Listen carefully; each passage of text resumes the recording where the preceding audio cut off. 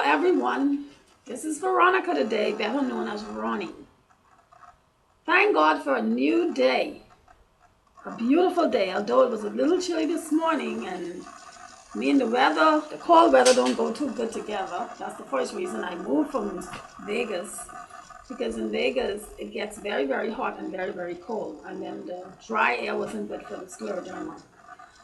But I had to go to the doctor this morning at 10 o'clock, and girl, trust me, like the Bahamian people say, child, I got out there in my glove, my boots.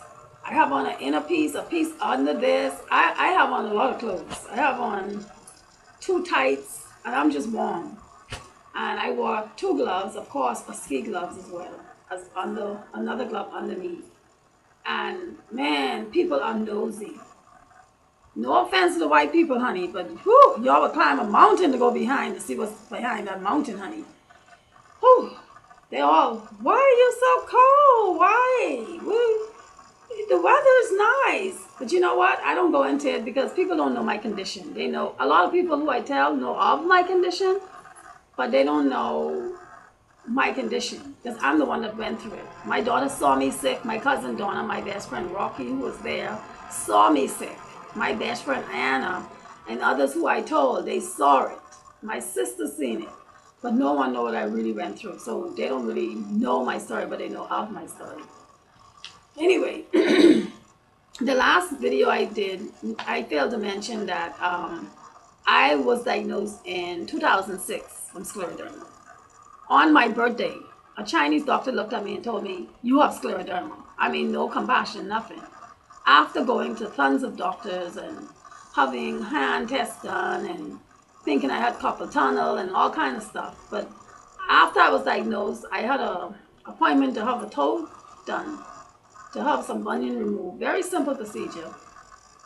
And right after the procedure, like a week or so, I'll say, I couldn't breathe. And I called my cousin Katie and I said, girl, I cannot breathe. And you know what? I ended up in hospital and they found I had an enlarged heart and my pressure went up and a lot of things started happening. But at this point, I was just in denial. I didn't want to tell no one what the doctor had already told me. So they gave me some water pills because I was retaining fluids and so on and so forth. But like I say, eventually I'm going to have an audio video done where you can download it and get the whole story and what this disease really can do to you. This scleroderma is a rare disease, like I mentioned. It's connective tissue disease that can damage your lungs, kidney, and heart. And unfortunately, it damaged all because it's systemic.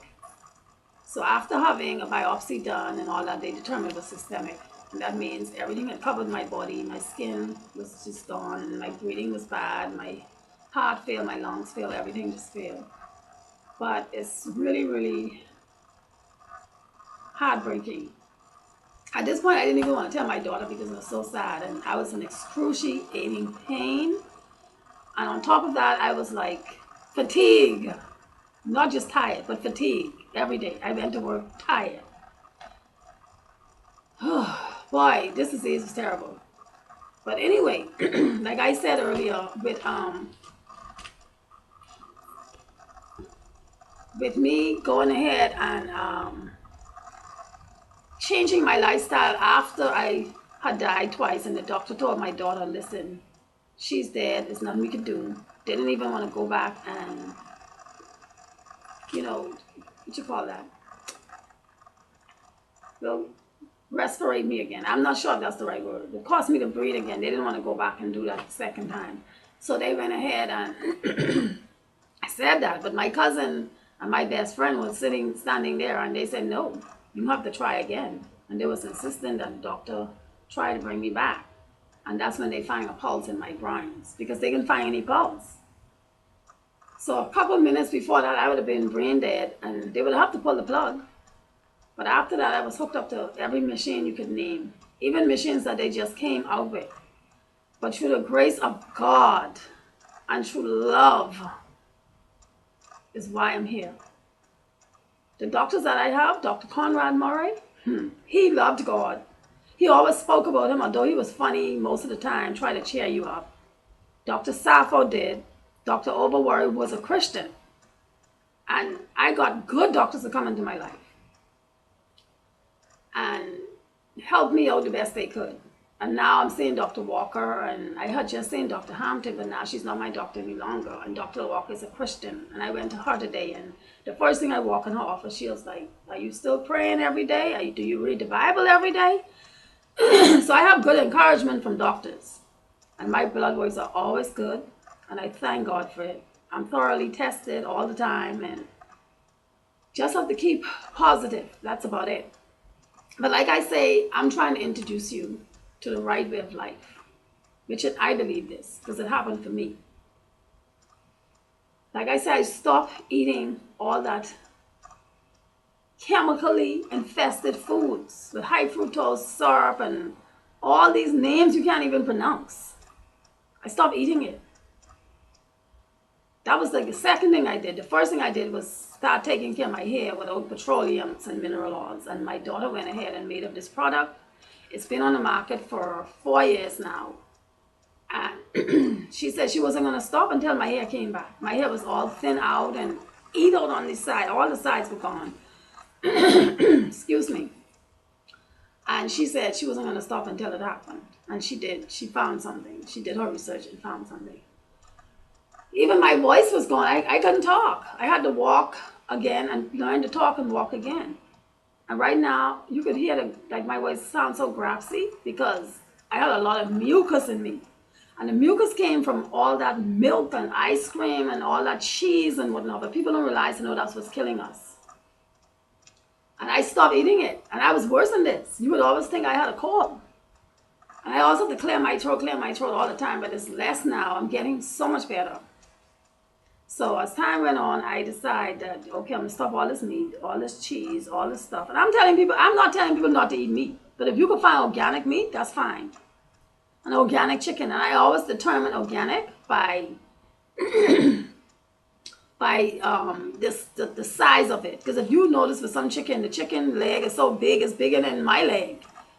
And some of the meat, they make you believe that there's blood in the meat on the shelf because that's presentation. But no. Something that's just died. So it's hard now to find organic meat, but if we could try some kind of way to determine what it is, it'll be good, And even when I buy bananas or I'd say tomatoes or whatever, I try to find the smallest one, like the plum tomatoes and small sugar bananas, because it's more organic. You could tell it's not being injected with any kind of hormones. So that's what I try to do. And then, like I said, cleaning your home, Norwex. It's Norwex, Norwex. That's what it is, sorry. And I love that product because it cleans my home. It takes up everything on your home. It has some kind of material with some kind of fiber in it, and it has silver in it also that kills germs or whatnot. But the girl her name is April. And April is the person who's my supervisor. Let me get her number and give it to you guys. So you can also, but if you hit me up on my email and Facebook, and my number will be listed. Just hit me up and I'll introduce you to April and she can tell you more about it because that's what I use. And it's gonna be, in fact, I'm selling it. I have to because that's something that helped me and helped me change my life. And I thank God every day for that. And then, like I say, this natural tea that I use from the Bahamas. It's just a regular tea, but it's mixed with different bushes. So something like that is great to use. And then I have this face cleansing mask that I use on my face to cleanse my face. And I always tell people when you use it with like a sanitary spoon. Do not put silver to that because it will break your face. So anything with mask, period.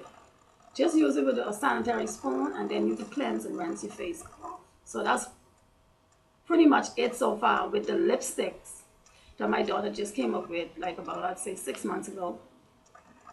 That's all I use. I don't have any today, but I had on some on the other videos. So that's what I would love for you guys to try. Just go natural and change your life. Just change your lives, This is a new year.